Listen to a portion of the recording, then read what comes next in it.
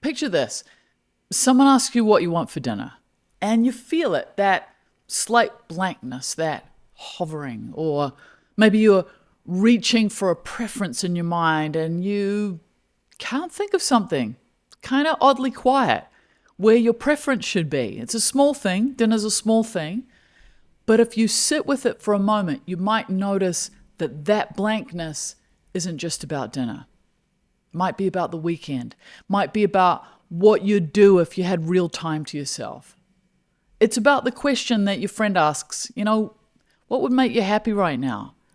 And you have that strange difficulty to answer. It's about looking at your future, and you look at it and in theory your future's open and wonderful, it should be, but it feels a little bit less than someone standing at a crossroads making decisions about what they want for their future, and a little bit more like someone who's forgotten how to want things.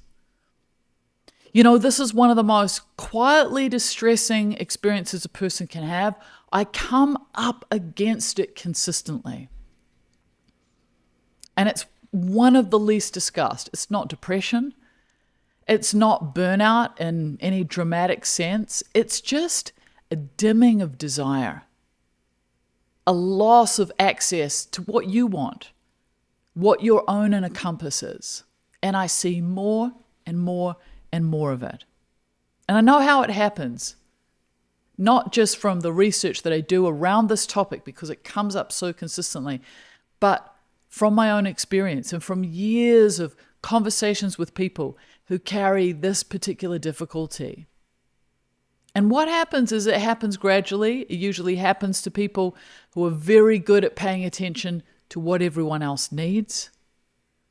So when you spend years, sometimes decades, organizing your choices around other people's needs, around their comfort, around their approval, you lose sight of your own wants. It's almost like a muscle that you haven't been using. So it doesn't mean that your wants disappear, but accessing them gets harder because you get so practiced at asking, what does this person need and what would work for everyone, that this quieter signal of what do I actually want gets harder and harder to hear. Right? So this is the cost of too much accommodating. So when we consistently override our own preferences to manage other people's responses, we don't just lose the preferences themselves, we lose the felt sense of being a person who actually has preferences. So our identity becomes relational. Our identity becomes defined entirely by what we are to other people.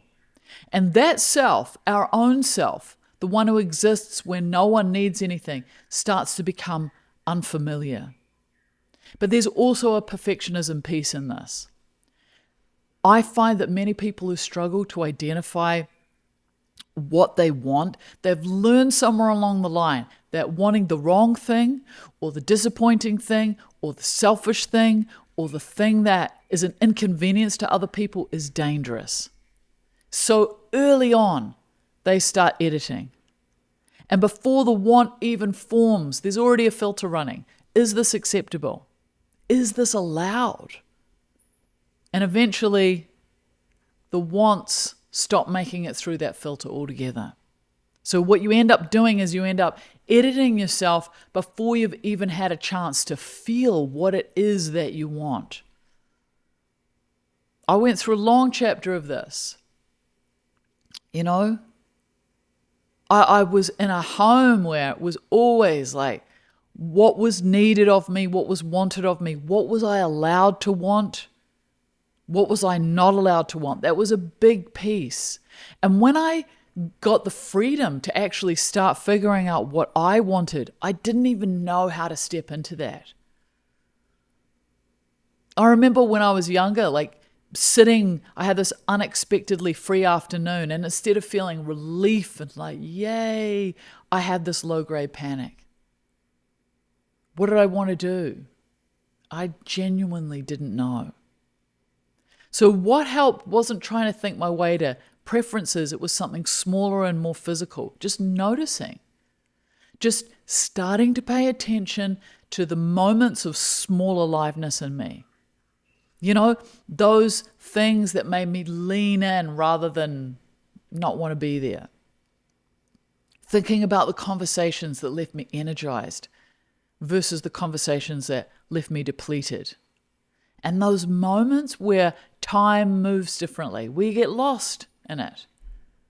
So it's not big ones, it's tiny ones. And trusting those as real information about who I was underneath all the accommodating, what I'd learned to accommodate. Right? So it's a really important thing to understand is that if we do things because they genuinely matter to us, not because of external reward or approval, it's one of the most reliable predictors of well-being. This is called intrinsic motivation. And that intrinsic motivation requires us to be in touch with ourselves. So what you actually value, independent of what anybody else thinks of it. So I want to give you a little exercise for the next 3 days. Keep a tiny log. Every time you notice even a flicker of genuine preference, a small yes, a small no, a moment of leaning towards something, write it down. And don't judge whether it's reasonable or impressive or it makes sense. Just track it, because the want that comes before all the editing, that's the one that matters. That's the one worth listening to. Okay?